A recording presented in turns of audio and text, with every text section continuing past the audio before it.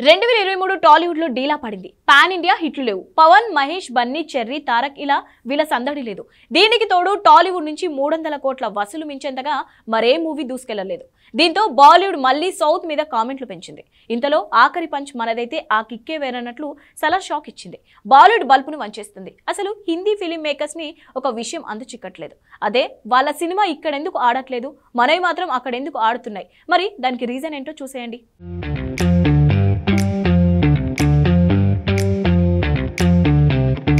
చిరు, Waltair Veeraiah, Balayya Bhagavanth kesari, Nani Dasara, hi నాన్న ఇలా ఓ 3-4 సినిమాలు వదిలేస్తే ఈ ఏడాది పాన్ ఇండియా రేంజ్ లో తెలుగు సినిమా వెలగలేదు. అదే టైంలో పఠాన్, జవాన్, యానిమల్ అంటూ బాలీవుడ్ అయితే దూసుకెళ్ళింది. మళ్ళీ వాళ్లకు కొమ్ములొచ్చాయి అనేలా వాళ్ల కామెంట్లో ఓవర్ యాక్షన్ కూడా పెరిగింది. కట్ చేస్తే ఒక్కడు సలార్ అంటూ వచ్చాడు, వాయించేస్తున్నాడు. కేవలం 3 రోజుల్లోనే 400 కోట్ల గ్రాస్ కలెక్షన్స్ అయితే మతిపోవాల్సిందే. ఇప్పుడు అదే జరిగింది. అదే షారుఖ్ డంకీ మూవీ చూస్తే 137 కోట్ల వసూళ్లు, అది కూడా ఓవర్సీస్ చేయబట్టే వచ్చాయి.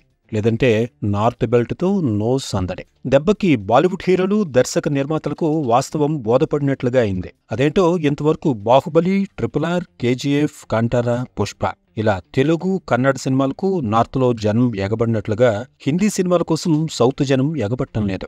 దంగల్, జవాన్ ఏదో సౌత్ లో కూడా ఆడాయి, కానీ పూనకాలు వచ్చేంత సీన్ అయితే క్రియేట్ చేయలేకపోయాయి. ఏదో పఠాన్, జవాన్ 1000 కోట్లు రాబట్టాయని అనుకోవడమే తప్ప సౌత్ లో ఆ సినిమాల సీన్ ఎంతంటే ఆన్సరే లేదు. కానీ తెలుగు, కన్నడ సినిమా దర్శకులు మాత్రం నార్త్ ఆడియన్స్ పల్స్ పట్టేశారు. సలార్ నార్త్ ఇండియా దండయాత్రతో అది మళ్లీ ప్రూవ్ అయింది. ఇలా ఎలా చేయాలో తెలియక బాలీవుడ్ ఫిల్మ్ మేకర్స్ తలడు పట్టుకోవాల్సి వస్తోంది.